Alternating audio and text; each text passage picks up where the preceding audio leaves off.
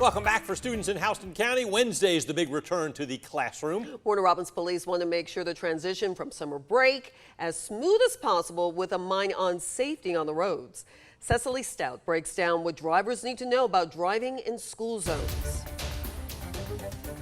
On Wednesday, drivers should be more careful in the school zones. If police department's new cameras catch you speeding, you'll get more than a warning. Katarina Reynolds is a parent. She lives in Warner Robins and thinks the cameras are an important safety tool. I agree. Going through a school zone, you need to be paying attention, especially for the kids, crossing the streets, school buses. Reynolds can understand why the cameras might annoy drivers, but if it's not me dropping them off, I want to make sure that they get to school safely. And if that means having a rule or a policy like that to keep our children safe, then I'm all for it. Warner Robins police place the cameras at the end of each school zone near 4 schools: Warner Robins High School, Northside High, Huntington Middle, and Lakejoy Primary.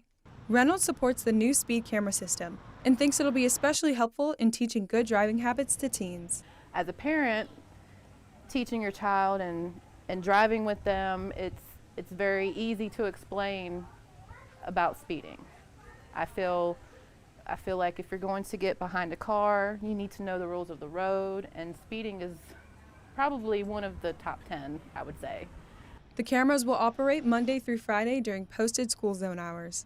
Drivers going over 11 miles per hour over the posted limit will be ticketed and need to pay a fine. In Warner Robins, Cecily Stout, 13 WMAZ News. Police Chief Roy Whitehead hopes these cameras will promote responsible driving and create a safe school environment. The cameras will activate the ticketing process starting early Wednesday morning. And starting tomorrow, Macon Bibb County will fully enforce the speed limit around certain schools using speed cameras. The cameras enforce the reduced speed limit on school days when classes are in session, starting an hour before the start of school until an hour after dismissal. Flashing lights in the school zone indicate the reduced limit, but the cameras also enforce the regular speed limit during the middle of the school day. Right now, there are speed cameras at several schools, high schools northeast, that should be northeast, not north side, northeast, Rutland, west side, and southwest, Appling, Rutland, Weaver, Ballard Hudson Middle Schools, and Ingram High Elementary Schools. Some private and charter schools, who also have school zone speed limits, have agreed to let the county enforce speed limits with those cameras.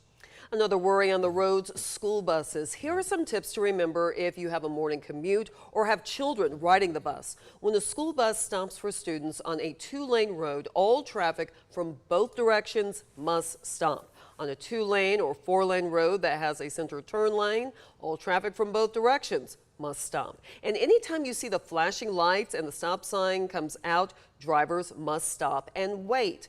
When you do stop for the school bus, you must wait until the extended stop arm is withdrawn and the bus begins moving. For children waiting at the bus stop, they should wait 6 feet away from the curb and wait until the bus driver stops completely and says it's okay to get on.